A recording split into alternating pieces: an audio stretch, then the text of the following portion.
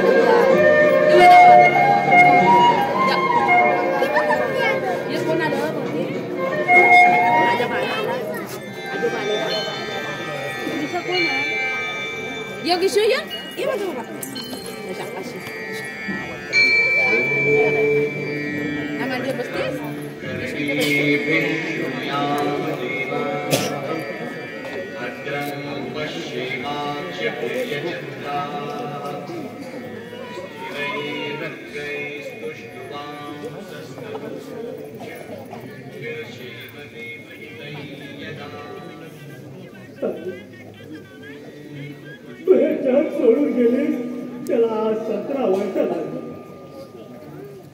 जाता तुझ्या स्वतःला माझ्या स्वाधीन करून जाताना मला माझा प्राण मी तुझ्या स्वाधीन करीत आहे. त्याला नीट सांगा. आयुष्याच्या शेवटचा घटका मोजता मोजता तू मला वचन द्यायला सांगितलं आणि मी ते दिलं. तुझ्या मृत आत्म्याला शांती मिळण्यासाठी मी ते पूर्ण करणार आहे.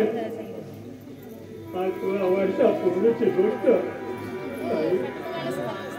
दादा तुझ्या लाडक्या नदीला माझी सोय करून घ्यायची असं तू नेहमी म्हणायची. तुझ्या वचनाची परतफेड करण्यासाठी तुझ्या सणाबरोबर मी माझ्या नदूचं लग्न लावून देणार आहे. आज तू असती तर तुला आणि मला किती आनंद झाला असता म्हणून सांगू. पण देवाला ते सुद्धा पाहणं नाही. एक दिवस तू सोडून निघून गेली. या आबागी भावाला एकट्याला टाकून कोण काय करून निघून गेले. ज्या वेळी तुझ्या फोटोला नजर जाते त्यावेळी घटकाच्या आठवणी जाग्या होतात. काही वजाने व्यक्ती काही वजाने व्यक्ती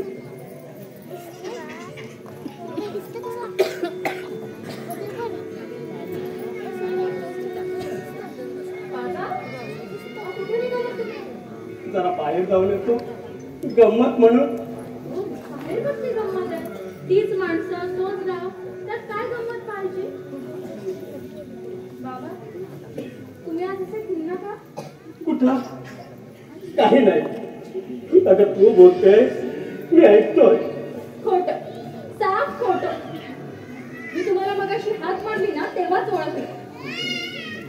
तुमच्या डोक्यात ना कोणता तरी विचार चालतो. नाही ग. अगं मी कसला विचार करणार? मला विचार करण्याचं कारणच काय? देवाने मला खूप काही दिलंय.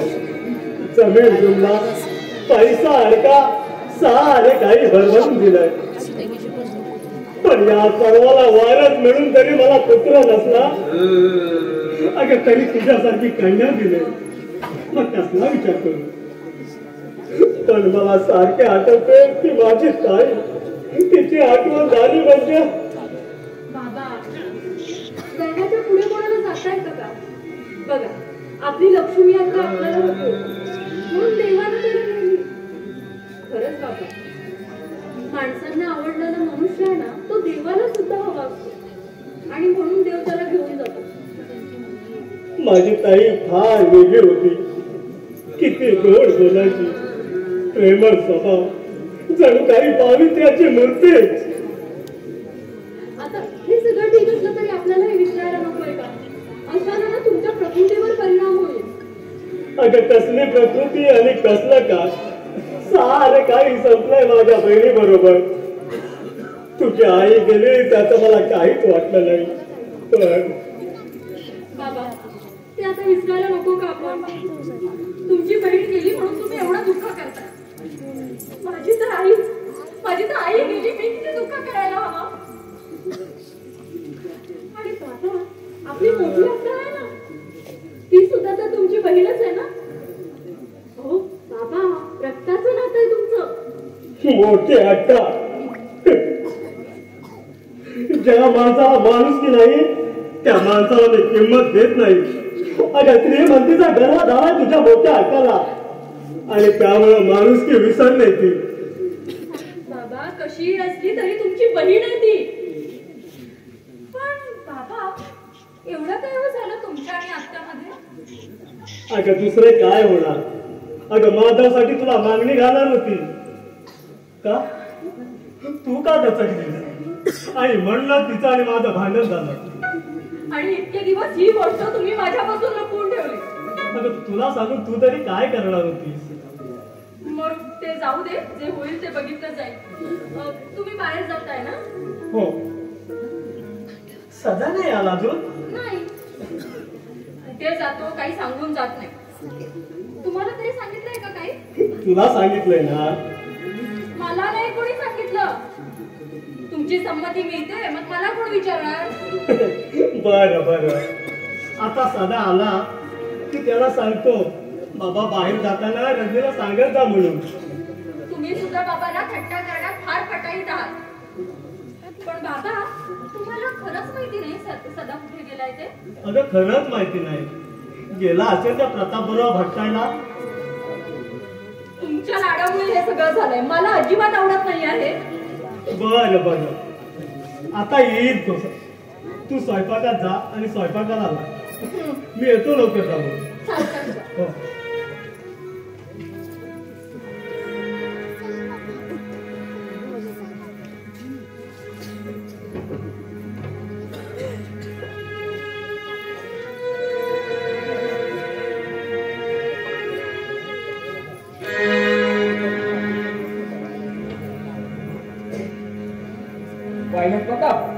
अरे तू आलास, पण मामा मात्र बाहेर गेले. अरे जाऊ दे रे.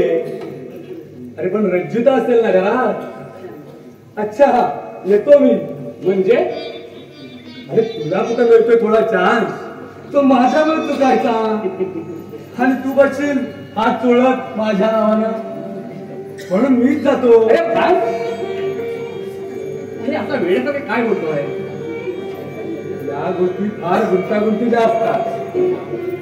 अरे प्रेमाच्या गोष्टी ती दोघं असली ना की इतक्या रंगतात की त्या दोघांना असं वाटतं की या पृथ्वी तलावर आम्हा दोघांशिवाय दुसरं कोणी जन्माला आलेलंच नाही. आणि यापुढे येणारही नाही. अशा गोष्टी रंगाला आल्या असत ना, त्यामध्ये कोणी तिसरा आला की झालाच सर्व सत्यानाश. अरे तू मूर्खासारखं काय बोलतो आहे हे तुला तरी कळतं का? ऐकू दे तरी मला. म्हणे ऐकू दे तरी मला. जसं काही तुला काही कळलंच नाही. बरोबर. आता आपण इथं आलो तेव्हा तू काय म्हणालास? मामा बाहेर गेले.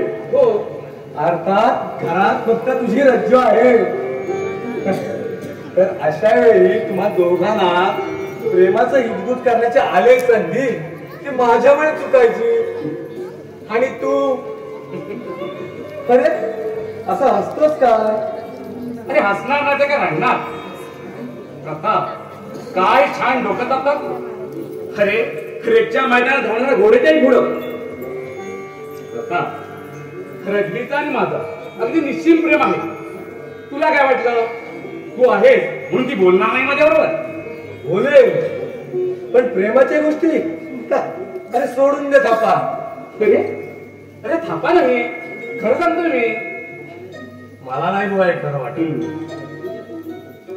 अरे कारण या हल्लीच्या पोरींचं प्रेम ते फुलातील मध चकणाऱ्या गुंग्याप्रमाणे आहे बघ. अरे प्रेम करतील एका बरोबर, फिरतील दुसऱ्या बरोबर, साखरपुडा तिसऱ्या बरोबर, आणि लग्न भलत्याच कुठल्या तरी बरोबर. अरे असा आवाजून काय पाहतोस माझ्याकडे? अरे अनुभवाशिवाय बोलत नाही मी. अनुभव? आणि तुला आश्चर्य आहे बुवा. अरे पण कधी आला तुला अनुभव? अरे थोड्या दिवसापूर्वी. अरे तो आपल्या गावाच्या वाकडा तोंडाचा भट वाचवाल ना. हा, त्याचं काय आलं? अरे तो माहिती आहे ना तुला? हो. अरे अरे त्याचं काय झालं? त्याचं काय होणार? त्याची ती मोठी मुलगी, हा, नाव काय तर म्हणे सुंदरी. अरे पण सौंदर्याच्या बाबतीत नावाच्या अगदी उलट. अरे अरे पण तिनं काय केलं तुझं? अरे तिचं आणि माझं काही दिवसापूर्वी प्रेम होतं.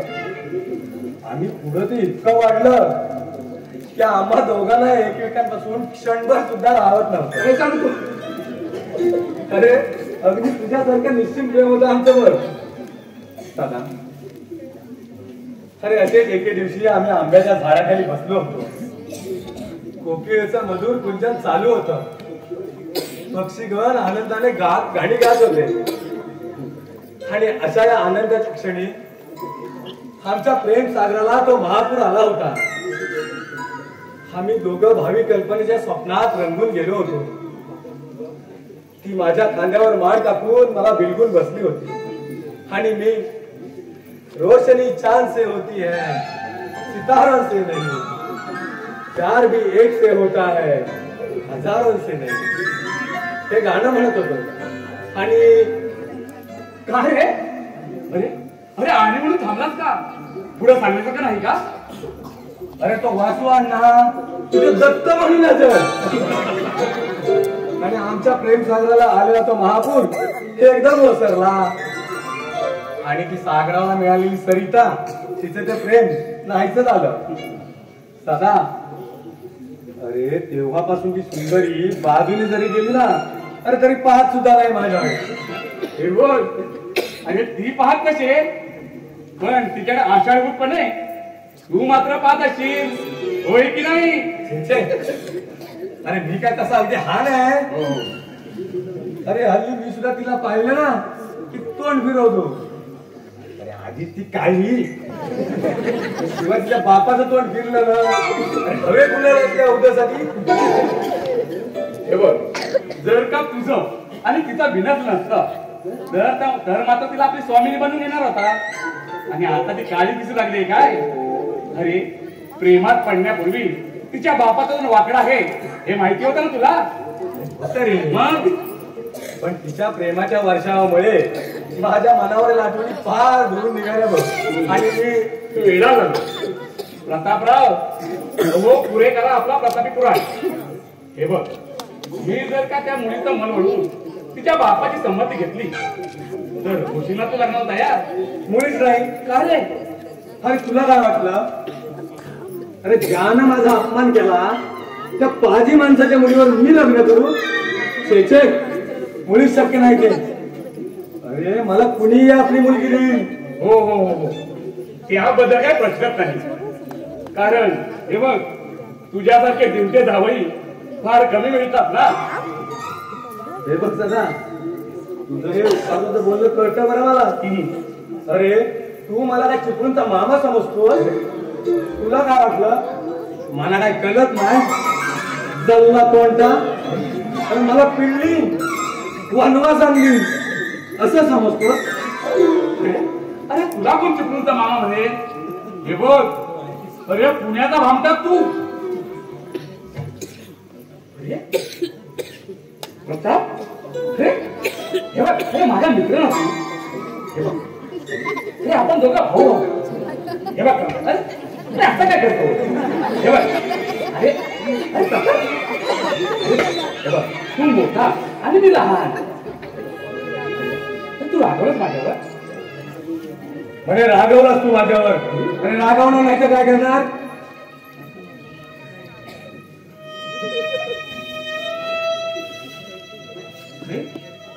प्रताप, अरे अरे सत्यावरून पाहतो काय आईच्या तस्वीरीकडे.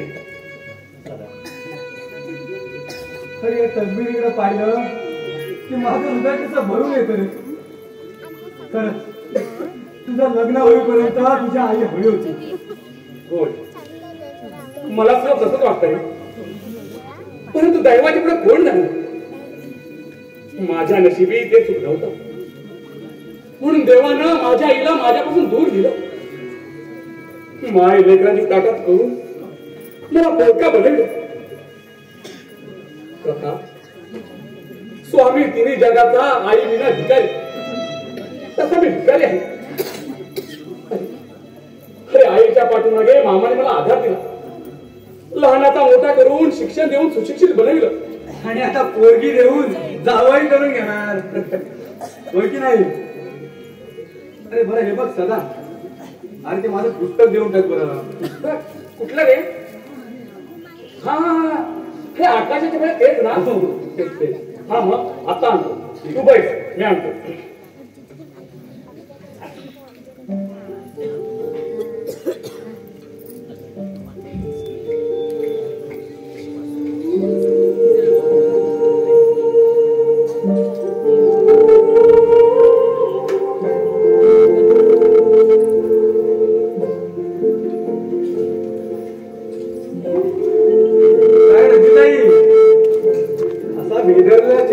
माझ्याकडे काय पाहतेस? आता आलं लक्षात. तुझी भेदरलेली नजर वाट चुकलेल्या हरणाप्रमाणे सदाला शोधते. होय ना? मी कुठे? मी नाही कोणाला पाहत. दुसऱ्या कोणाला नाही, फक्त सदाला. भाऊ, दुसऱ्याची चेष्टा करणं चांगलं नाही हा. हो, दुसऱ्याची चेष्टा करून मला काय मिळणार? माझा स्वभावच नाही तो. काय रे, कसलं पारायण चाललंय? अरे पारायण नाही, तुझ्याबद्दल व्याख्यान चालू होतं ताईचं. ताई म्हणत होती माझा सदा स्वभावाने किती हलवा आहे, गोड बोलतो, छान दिसतो आणि मुळू मुळू रडतो. भाऊ, ही अशी चेष्टा करणं दुसऱ्याची बरी नाहीये. फार पटायतात तुम्ही.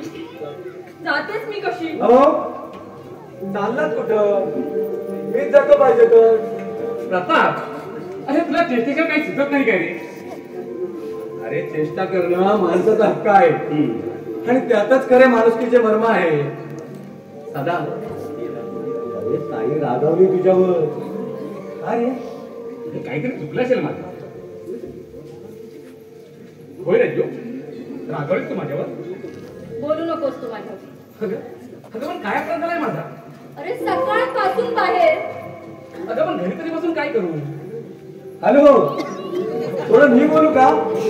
अरे बोल ना. अरे तुला पण नको म्हणे. तुला बोलावं कसं ते समजत नाही आणि दुसरा माणूस काय बोलतोय ते पण समजत नाही. तुला ताईचा हुकूम आहे. कसला रे? तुला कसला? अरे तिचं असं म्हणणं आहे की तू बाहेर जायचं नाही. त्याला पोळ्या वाटायला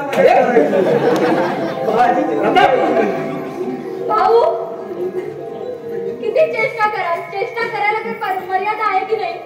आता येऊ दे बाबाला, मग सांगते त्यांना. हो बाबा कशाला, मीच जातो त्यापेक्षा. तुमचं चालू द्या.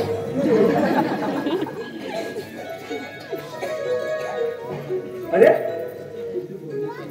शेवटी बोलण्याच्या नादात स्वतः पुस्तक इथं विसरून गेलं.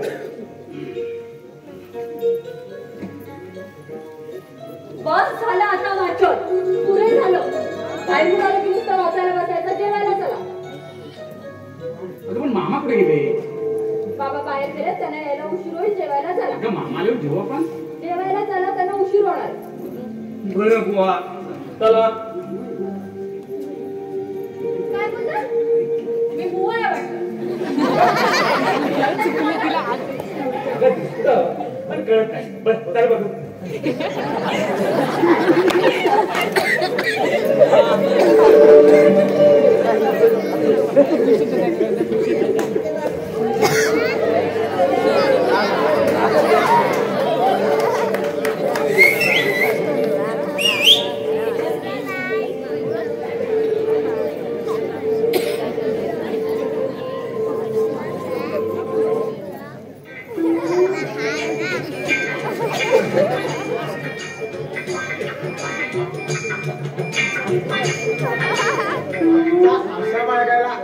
गावातील अगदी शेवटचे घर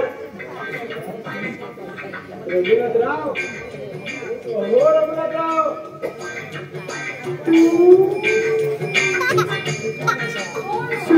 बाबूराव, अहो बाबा घरात नाहीये, बाहेर गेले. बाहेर गेले. शेवटी व्हायचं ते झालं. काय झालं? काय झालं बाबूराव? काय सांगितलं? घाबरू नकोस. तसं घाबरण्यासारखं काही झालं नाही. माझं थोडं काम होत. काय झालं तुमचं? मला तरी सांगा. तसं विशेष काय नाही. मला थोडे पैसे. बाबूराव, नेहमी नेहमी पैसे द्यायला इथे काय करणा बँक उघडलेली नाहीये. मुकट्याने बाहेर जा, काही पैसे वगैरे मिळणार नाहीये तुम्हाला. अगं तुला माझ्या पैशाची कल्पना नाही. अगं रघुनाथरावाला सारं काय माहिती. ते देतील मला पैसे. शिवाय लहानपणापासून मित्र होता मी. अगं लंगोटी लावून गोट्या गेलो गोट्या. तुमचं मित्रत्वाचा नाता ना राहू दे बाजूला. मला माहितीये तुमची परिस्थिती काय आहे ती. लोकांकडनं दयावया करून पैसे मागायचे आणि ते पैसे दारूच्या गुत्तावर जाऊन त्याची दारू प्यायची. मग त्या मदिरेच्या नशेत घरातल्या बायकोला जाऊन खूप मारायचं. म्हणे माझी परिस्थिती हलाखीची आहे. दारू प्या अजून, मग सुधारेल तुमची परिस्थिती. पण दारू का पितो हे माहित नाही वाटतं तुला. अगं विचार करून करून माझं डोकं अगदी सुन्न होऊन जातं. ते थंड करण्यासाठी मी दारू पितो. पण तुला कशी पटवून देऊ? काय पण साळसूदपणाचा आव आणताय. म्हणे तुला पटवून कसं देऊ? माणसाने आपल्या वयोमानाप्रमाणे आपण काय करतोय हे आपल्या हिताच आहे का हित आहे याचा तरी विचार करावा. अगं मला कसं वागावं ते कळतं. पण तसं वागावं असं मात्र मुळीच वाटत नाही. कारण हे लोक म्हणतात की बाबूराव मूर्ख आहे. तो माणसात नाही आणि माणूस किती उठला आहे. आणि असं ऐकलं की मला वाटतं आपण तरी का म्हणून या माणसांसारखं वागावं.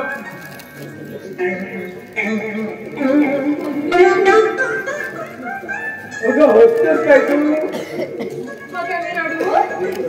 रडू नको माझी बात. पण पैशाची वेळ गेली तर फार बरं होईल. अगं पोरं उपाशी येते माझी. सकाळपासून धान्याचं एक कण नाही का माझ्या लेकी. सकाळपासून घालण्याचा एक कण नाही या मुलांच्या पोटात की तुमच्या तोंडात दारूचा थेट गेलेला नाहीये. तुमच्यासारख्या ना खोटं फार छान बोलताय. शपथ घेऊ शकतो आज माझी पोरं उपाशी आहेत. मी ना 2 किलो गहू तुम्हाला देते. चालते येऊ का? फक्त राहून काय करू म्हणून म्हणतो थोडे पैसे द्या 4 दिवसाच्या परत करेल. 4 दिवसाच्या तुम्ही पैसे परत करणार? आश्चर्य आहे बाबूराव. मागच्या वेळी घेतलेले पैसे परत केले का हो? नाही म्हणजे ते सुद्धा तुम्ही 4 दिवसांमध्ये परत करणार होतात ना म्हणून विचार. ते लवकरच देणार आहे. लवकर म्हणजे कधी? ते परतच्या वेळेला जेव्हा पैसे मागायला येईल तेव्हा काय? तुझं काय फटका करतेस का माझी? अरे सवडीप्रमाणे देईल. एक दिवस ना कोणतरी सावकार तुम्हाला चांगला प्रसाद देईल ना तेव्हा समजेल. अगं सावकार मला चांगले ओळखले.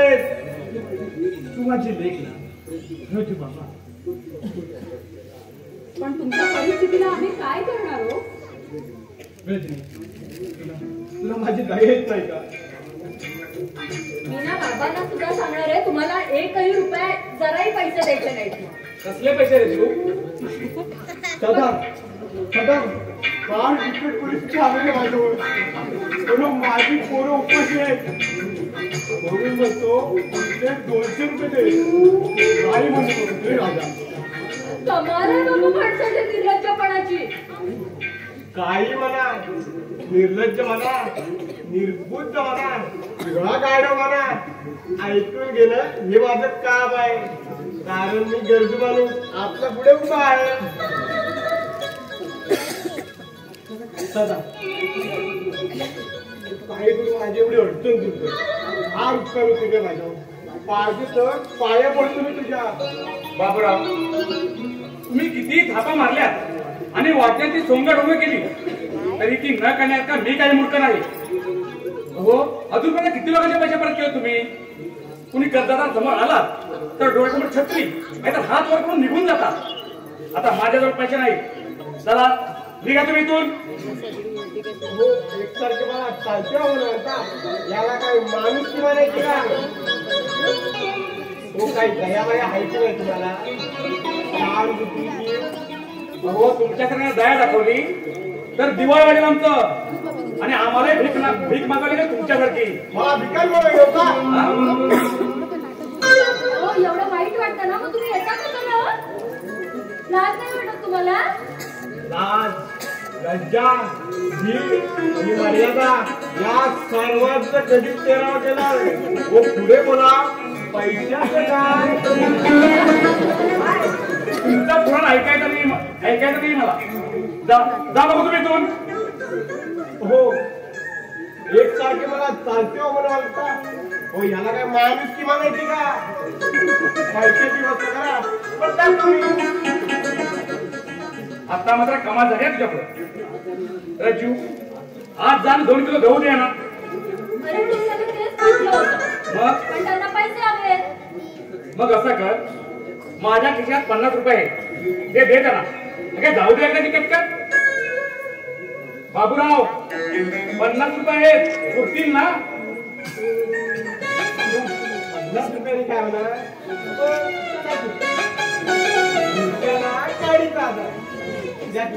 उशीर होते मला. आमच्यावरच उपकार करतायत हे. 50 रुपये हवे.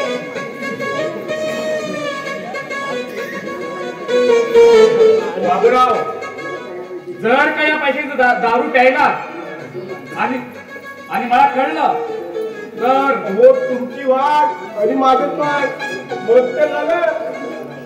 बाबूराव दारूमुळे असंख्य लोकांचे सौदा धुळीला मिळाले आहेत. हो अनेक लोक दारूमुळे मृत्यूमुखी पडले आहेत. म्हणून म्हणतो अजून तरी शुद्धीवर या आणि हा बघा हा दारू त्यांना सोडून द्या. हे घ्या आणि चला लागा इथून आणि परत कधी येऊ नका. हो निदान तुमचे पैसे तरी द्यायला आलेच पाहिजे. नाहीतर ती मारूची बदली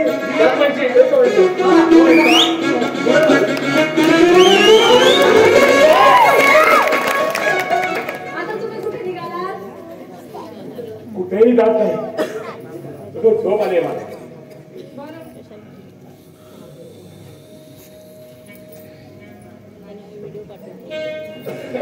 किती शांत मुलगा, प्रेमळ स्वभाव. देवा, माझ्या मनाप्रमाणे सदाबरोबर माझी रेशीमगाठ बांध. माझ्या हाताला लग्नाची बेडी पडू दे. देवा, तुझे उपकार मी जन्मभर विसरणार नाही. सदाबरोबर लग्न झालं ना तर सुखाचा संसार होईल माझा.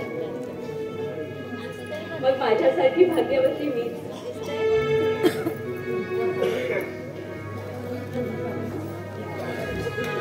काय ग आज एवढा कसा आनंद झाला तुला सदा आला का हो, आला.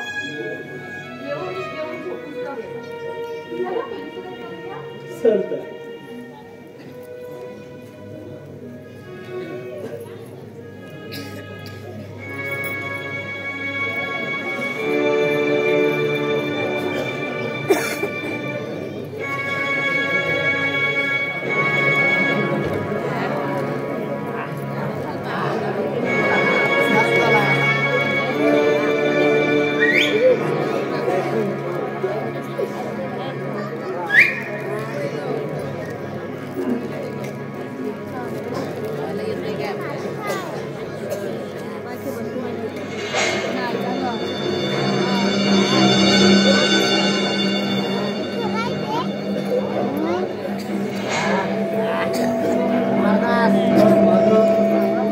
आता मुंबईला जाणार नाहीस तू? हे आता कशाला जाऊ आणि पत्रात लिहिला यायची पैशाची व्यवस्था लवकरच करतो. मग मुंबईला जाऊन निष्कारण खर्चात पडा कशाला? अरे तुझं कसं काय मग? अगदी बरोबर. अरे पण तुझे मामा कुठे दिसत नाही आणि इतर माणसे? आणि आज असतील या घरात फक्त 3 माणसं. आमचे मामा, त्यांची मुलगी आणि माझा मावळ भाऊ सदानंद. तो सुद्धा यांच्याकडे असतो. सदा? हो, म्हणजे त्या प्रथा बरोबर असतो. हो असतो. तुला ओळखता होतो? ओळखत असेलच. पण मी त्याला चांगलाच ओळखतो. तुझा मावस भाऊ काय तो? होय. पण रे तुझा चेहरा असा का झाला असं विचारणार असतील? होय ना, माय ऐकतात. त्याला सूचना देऊन ठेव. त्याला सांग तू सगळ्यांच्या वाटेला जा, पण या नरेश पाटलाच्या वाटेला गेला तर मीच करून पाहुणाला मुक्ती. अरे पण असं काय केलं त्यानं? तिच्यासाठी मी अहोरात्र माझ्या जीवाचं रान करतोय. त्या सुमनवर प्रेम आहे त्याचं आणि अशा तऱ्हेने माझ्या मार्गात अडवायचा तो. असं बरं, मी सांगतो त्याला. ऐकेला तर वाटत नाही. बघतो प्रयत्न करून. काही हरकत नाही. पण माझं घरात कोणी आहे की नाही? हा वा आतोकडे आहे. मामा, हो मामा. मामा नाही पाहिजे. अरे नरेश, हीच ती आमच्या मामांची मुलगी. चेहरा ओळखीचा वाटतो. नाव काय आपलं? मग काय करायचंय माझं? मंदा, कुंदा, शालिनी की सखू? हो, एवढा रागावता कशाला? तरी नशीब माझं मी फक्त तुमचं नाव विचारलं. दुसरं काय विचारलं असतं तर तुम्ही काय केलं असतं तुम्हाला ठाऊक. काय माधव? हे नरेश, मी सांगतो त्याचं नाव. अरे सांग लवकर. अरे मी ऐकायला अगदी अधीर झालोय. सांग लवकर. अरे रजनीचं नाव. रजनी? वा, नाव तर फारच छान आहे, पण स्वभाव मात्र अगदी उलट. उलट म्हणजे रे? अरे उलट म्हणजे फटकळ. जरा शुद्धीत बोला. तुमच्या सैल सुटलेल्या जिभेला आहे ना लगाम घाला. पाहुण्याने कसं वागावं हे समजत नाही का? अरे माधव, अरे तूच सांग यांना. हो मी पाहुणा नव्हे. चांगली ओळखते मी तुम्हाला. तुम्ही या गावाच्या पाटलांचं चिलर घेऊ ना, पण आमच्या घरी पाहुणे म्हणूनच आलाय.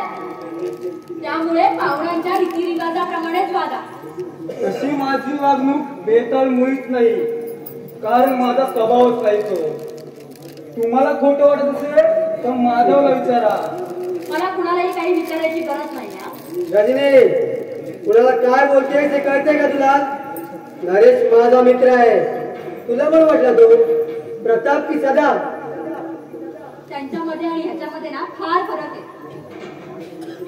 हे स्वतःला फार छाणे समजत असतील ना तर ते स्वतःच्या घरी, ते आमच्या घरी नाही. रजनी, माधव, अपमान होतोय माझा इथं. तुझ्या बरोबर इथे आलो तो अपमान करून घेण्यासाठी नव्हे. मग कशाला?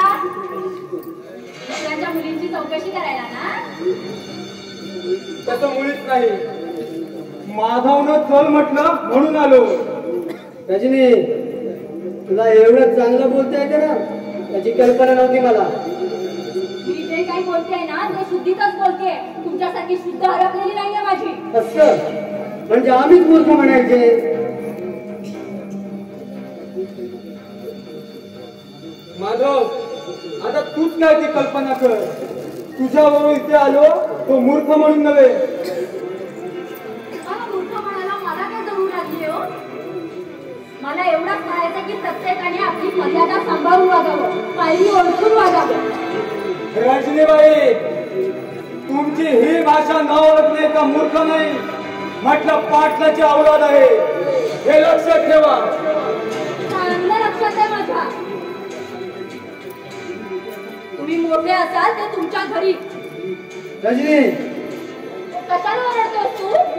हे बघ, तुला सुद्धा सांगून ठेवते, परत हे असले मित्र घेऊन माझ्या घरात यायचा नाही. न पेक्षा तुम्ही नाही आला तरी चालेल. रजनी, तुला काय बोलायचंय कळतंय का तुला? चांगलं कळतंय मला. पूर्ण विचार करून बोलते मी. जे काही विचारते ते विचार करून विचारते. त्यात थोडा अविचार दिसतोय मला, म्हणून म्हणतोय की तू कोण मला विचारणार रे? रजनी, अपमान होतोय माझ्या मित्राचा. तुम्ही दोघे ना त्याच लाईटीत द्या. काय बोलतो तू? यांनाच विचारा.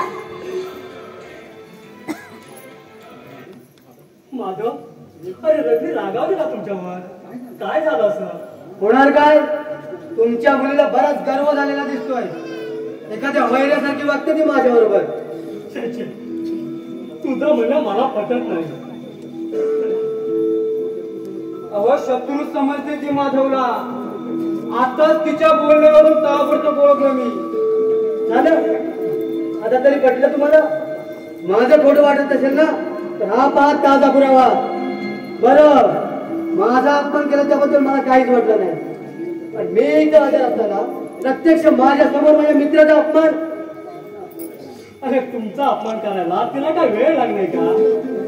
उगाच तुमचा अपमान करेल असं मला वाटत नाही. ते आता तुम्हाला समजायला पाहिजे, कारण तुमची मुलगी आहे ती. आपली मुलगी आपल्या धाकात ठेवणं हे प्रत्येक पित्याचं कर्तव्य आहे.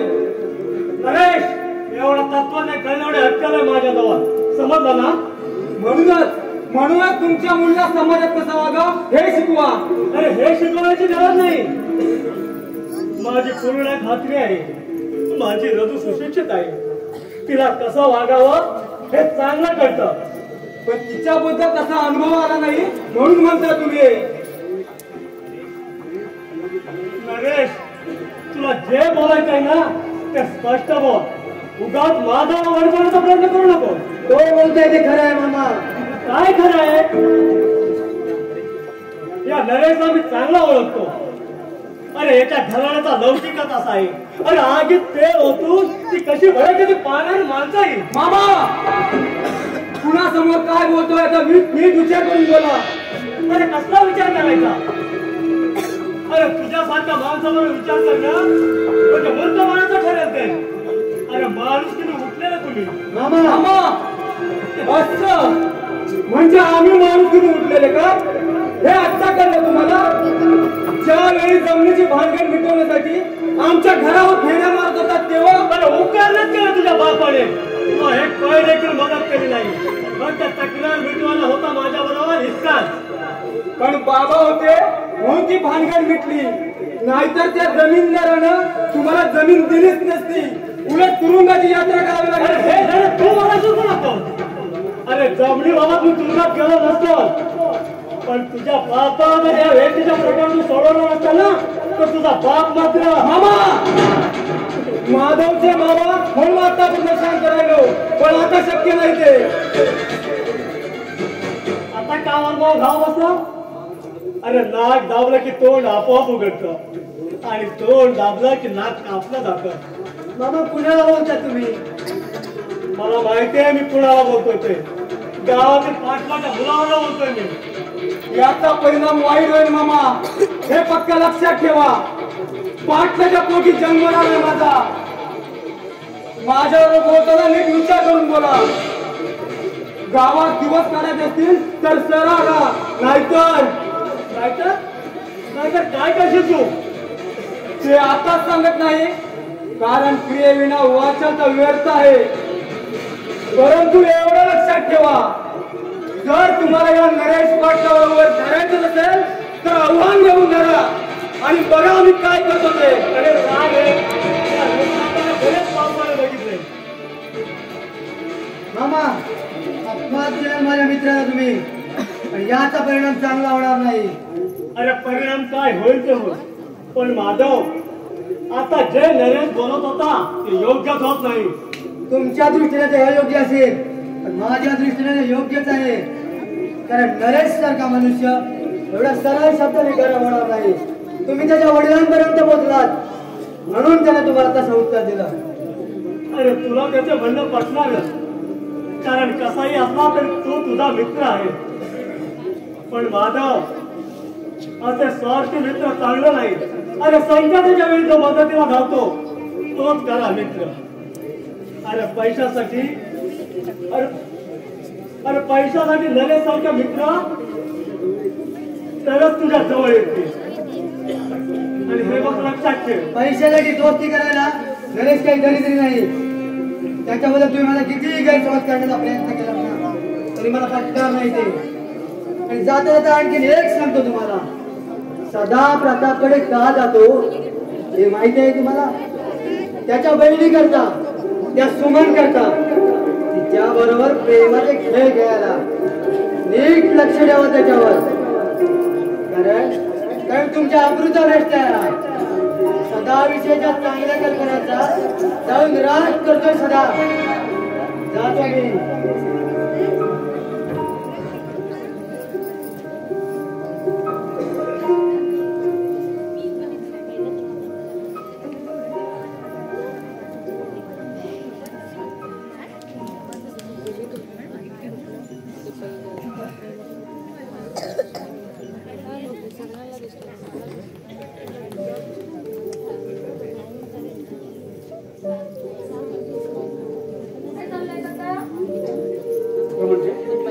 बागे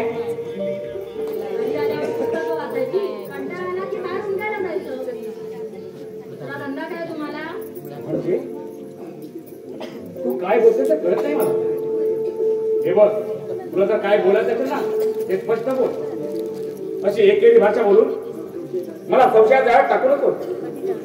मी संशय घेण्यासारखं काही बोलतच नाहीये. माझ्या बाबतीत तू काहीतरी लपून ठेवत आहे. हे बघ मी इथं काही काम धंदा न करता चैनी खुशाई करतो असं म्हणायचंय का तुला? काय ग बोल ना. हे बघ तुला जर तसं वाटत असेल तर उद्या मी नोकरीसाठी मुंबईला जातो. म्हणजे अरे काय बोलतोस तू हे? तुला स्वतःला तरी कळतंय का आधी? हे मला चांगलंच कळतंय. आणि तुझे काही बोलतेस ना ते सुद्धा समजतंय मला. नाही तुझं म्हणणं आजच्या महागाईच्या काळात तुला स्वतःच्या मुलाला कुठला जड जातं तर मी तर तुझ्या वडिलांच्या बहिणीचा म्हणतो. अरे असं काय बोलतोस तू? काय बोललोय का? आजपर्यंत कोणी बोललं नव्हतं, पण आज तू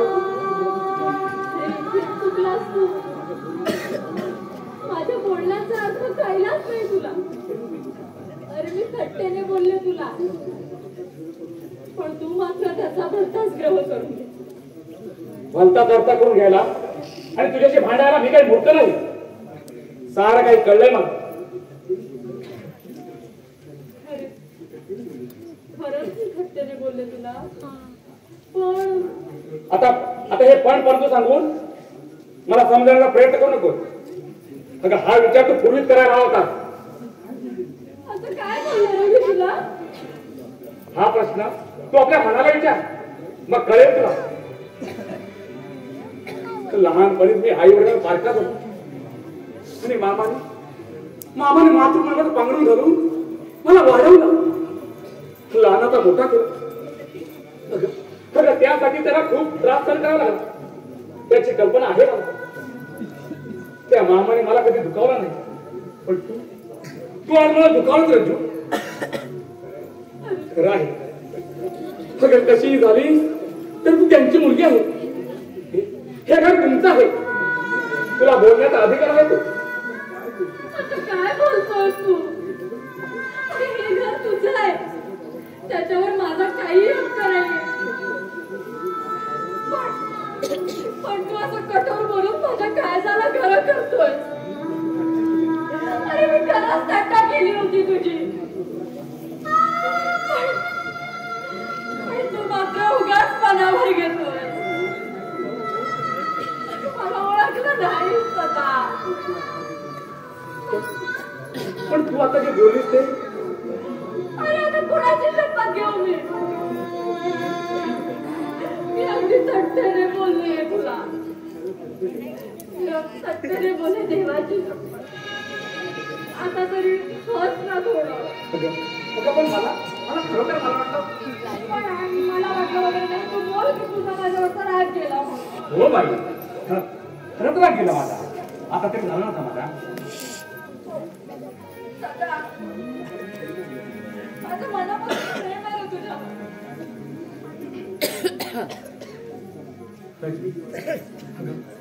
माझे तुझ्यावर खरोखर खूप प्रेम आहे. कारण प्रेमी जीवाच्या अंतकाराने गुरु फक्त प्रेमी जीवनच काढणार. इतरांची काय कल्पना आहे. अगदी बरोबर. अगदी बरोबर आहे. जशी मुख्याची भाषा अक्षरच व्यक्त करते, प्राण्यांची भाषा त्याच जातीतील प्राण्यांना करते. तशी प्रेम जीवाची भाषा प्रेम जीवालाच चांगली करते. पण रमाकांत, प्रेम म्हणजे काय कळतं तरी का? हो, कळतं की. असं म्हणजे तुम्ही सुद्धा प्रेमाच्या धडे गिरवायला लागलेले दिसतात. त्यात आश्चर्य वाटण्यासारखं काय? ज्याप्रमाणे एखादा संसर्गजन्य रोग एकामुळे दुसऱ्याला होतो ना, अगदी तसंच आहे या प्रेमाचं. हे प्रेम फार वाईट हा. या प्रेम रोगावर तिच्याशिवाय औषध नाही. रमाकांत, मला पटलं बुवा तुझं म्हणणं. रमाकांत, पण प्रेम हे घातक असतं असं काही लोक म्हणतात. तर लोक तसं म्हणत असतील, पण मी नाही तसं म्हणत. कारण मला तसा काही कुठला अनुभव आलेला नाही. कारण कुठलीही पोरगी आपल्यावर प्रेम करत नाही. अनुभव येईल ना तेव्हा कळेल प्रेम काय असतं ते. बघू.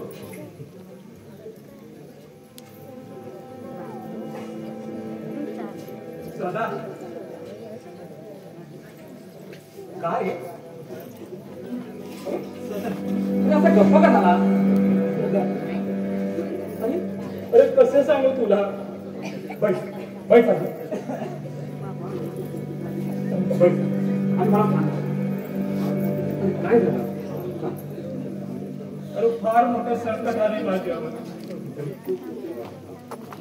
अरे तो प्रसंग कसा आहे सांगू. या प्रसंगातून मी सुटलो नाही तर माझ्या अडूचे दिनठावडी निघतील रे. एवढा कठीण प्रसंग आला तुझ्या? माझी परिस्थिती तुला चांगलीच नाही. आणि वडील आता 5 वर्ष झाली. त्याच्यामध्ये 3 भावंड व आईची जबाबदारी माझ्यावर पडली. गेल्या वर्षी एका बहिणीचं लग्न केलं. एका मोठ्या संकटातून निभावलं. पण त्याच वेळी लग्नासाठी पाटलाकडून कर्ज काढून दुसऱ्या मोठ्या संकटाच्या जाळ्यात सापडलो आहे रे. अरे किती रुपये घेतले तू पाटलाकडून? अरे 50,000. काय? त्यापैकी 15,000 कसे तरी गेले. अजून 35,000 शिल्लक आहे. आज सकाळी पाटलाचा नरेश आला होता. त्याने मला सांगितले या महिन्यात जर पैशाची व्यवस्था केली नाहीस तर जप्त्याने तुझ्या घरावर. आज सकाळपासून विचार करून डोकं नुसतं सुन्न झालं. आता तुझा भेटायला पण वरची ताईला पाहिल्यावर भाषा बदलावी लागली नाही. आता तू सांग सदा मी काय करू की विष पिऊन या जगाचा कायमचा निरोप. अरे असा भविष्यात काय होत कसं चालेल? हे बघ तुझ्या काही दागिने वगैरे आहेत की नाही? दागिने वगैरे असते तर मुलीच घाबरत नसतो. आज सकाळपासून ही गोष्ट आईला समजल्यापासून ती तेवढी सुद्धा नाही. बरं असं कर, थोड्या वेळात तू पुन्हा इथे मी मामांना विचार बघूया प्रयत्न करू. अरे दिले तर देवच पारू. मामाने पैसे दिले तर या संकटातून सुटेल. अरे पण दुसरं संकट आहेच. ते कोणतं? आणि मामांचे पैसे पुढे कसे द्यायचे? छे डोकं कसं अगदी सुन्न झालंय माझं विचार शोधात फिरू लागले सदा. अरे क्षणात वाटतं कुठंतरी दूर जाऊन आत्महत्या करायची. अरे आत्महत्या करून तू प्राणाला मुकशील. तुला काही कर्ज भेटणार आहे का? हे बघ अरे तू गेल्यावर तुझ्या आईला किती त्रास सहन करावा लागेल. हे बघ अरे तू पुरुष असून इथं कमकुवत बांधला, मग ती दुबळी स्त्री तिने काय करावं? अरे म्हणूनच माझं मन कचर तरी. अरे पण जीव दिल्याशिवाय या संकटातून सुटेल असं मला नाही रे वाटत. हे बघ अरे चुकतोयस. तुझ्या आईसाठी तुझ्या लहान भावंडांसाठी तुला जगलंच पाहिजे. नशिबाने हात दिला तर सर्व काही ठीक होईल. असं घाबरून कसं चालेल? खरे दुःखाच्या काठाचा सुखाचा गुलाब असतो. तुझं म्हणणं खरं आहे रे सदा. पण विचारांच्या जाळ्यात मनुष्य सापडला की त्याची स्थिती माझ्यासारखी होणारच नाही. त्यावेळी तुझ्यासाठी धीर घेणारी माणसं भेटली तरच तू मनुष्य खरे मी तुला धीर दिला आहे ना, मग घालू नको. अरे माझा मित्र नको. अरे सदा तू माझा मित्र नाही तर भाऊ आहे. अरे अशा वेळी मी जर तुला धीर दिला नाही तर उपयोग काय आपल्या मित्राच्या माध्यमात. हे बघ अरे तू मुळीच काळजी करू नको. जा आता घरी जा. मला असं वाटतं तुला त्रास देण्यापेक्षा जमीन विकून पाटलाचे पैसे करून टाकायचे. मुंबईला जाऊन कुठेतरी नोकरी करायची. अरे हल्ली मुंबईसारख्या शहरात असंख्य जण बेकार होता फिरताय आणि तू मुंबईला जाणारच वाटले आणि तुला नोकरी तर दिला तो. अरे मुंबईला वशिल्याशिवाय नोकरी मिळत नाही. शिवाय वशिला लावायला पैसा लागतो. तुझी परिस्थिती अशी म्हणून म्हणतो मुंबईला जायचं डोक्यातून मूळ काढून टाक आणि घरी जा. मी मामाला विचारून तुला भेटायला येतो.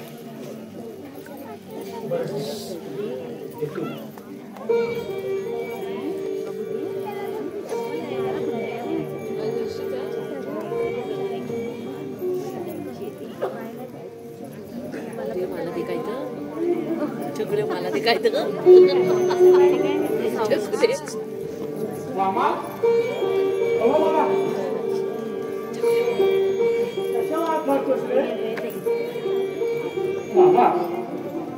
आज मी एका गोष्टीची मागणी करणार तुमच्याकडे. अरे पण तू मागितलेली गोष्ट मी तुला कधी दिली नाही असं कधी झालंय का? पण ती गोष्ट तशी नाही मामा. म्हणजे मामा काही करून मला 35,000 रुपये द्या. काय 35,000? अरे कशाला पाहिजे तेवढे? फार जमीनचं काम आहे. माधव म्हणत होता तेच खरं आहे. तो म्हणत होता त्याप्रमाणे तू वाईट गोष्टीला वाद चाललायस तर. असं काय म्हणता तुम्ही? काय म्हणतो तो माधव? स्पष्ट सांगा मला. मी पैसे मागितले म्हणून म्हणते तुम्ही? शरम नाही वाटत? अरे तुझी आई वारल्यापासून अजूनपर्यंत एका शब्दाने दुखावलं नाही तुला. आणि तुला बाहेरचे घालण्याचे नाद लागले मामा आणि त्यासाठी तुला एवढी मोठी रक्कम हवे होय ना? तुमचा गैरसमज खरा आहे मामा. म्हणून स्वतःला पैसे नका. आणि मग कुणाला पाहिजे?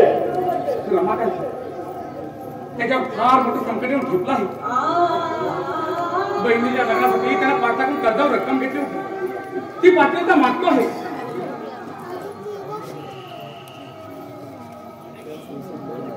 त्या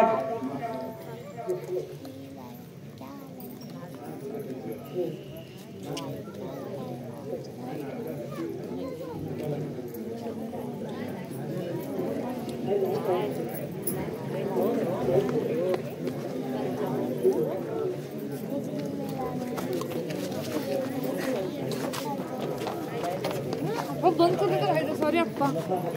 थांबव.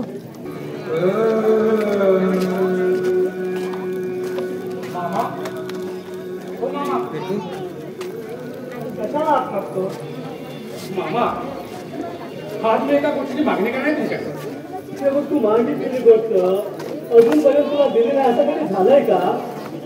पण ती गोष्ट तशी नाही मामा. म्हणजे मामा काही करून मला 35,000 रुपये द्या. काय 35,000? अरे कशाला पाहिजे तेवढे? फार जरूरचं काम आहे. पण माधव म्हणत होता तेच खरं आहे. तो म्हणत होता त्याप्रमाणे वाईट गोष्टीला वाद चाललायस तर. असं काय म्हणताय तुम्ही? काय म्हणतो तो माधव? स्पष्ट सांगा मला. मी पैसे मागितले म्हणून म्हणताय तुम्ही? अरे शरम नाही वाटत? तुझी आई वाढण्यापासून एका शब्दाने दुखावलं नाही तुला. तुला घालण्याचे ना पाहायचे ना पाहिजे आणि त्यासाठी तुला एवढी मोठी रक्कम हवे होय ना? तुमचा गैरसमज झालाय मामा. मला स्वतःला पैसे नको. मग कुणाला पाहिजे? क्षमा करा. त्याच्या फार मोठं संकट येऊन ठेपलं आहे. बहिणीच्या लग्नासाठी त्याने पाटलाकडून कर्जावर रक्कम घेतली. ती पात्रता मागतो आहे. त्याला पैसे मिळणार नाही तर घरात भक्ती येणार नाही. अरे त्याची जागी तुला कशाला? पैसे घेताना तू मध्यस्थी नव्हतास ना? सदा तुला आता बजावून नव्हतोय. असले मित्र चांगले नाही. अरे पैशासाठी चुंकी झेलणारे मित्र सोडून दे नाहीतर नाहीतर घरातून घालवून द्या. दुसरं काय करा? अहो तुमच्याबद्दल किती आदर होता माझ्या मनात. पण तुम्ही असं माणूस कसं म्हणतात? बाबा काय केलं तुम्ही बाबा? कधी वर न उठता तुमचा हात आज कशामध्ये उडायला गेला? कोणत्या उपयोग केला त्याने? त्याला विचार.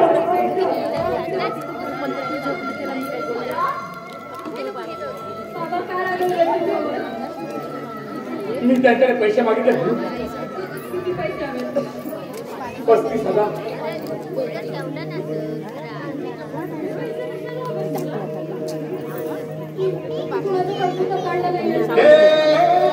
माझ्या मित्राला हवे.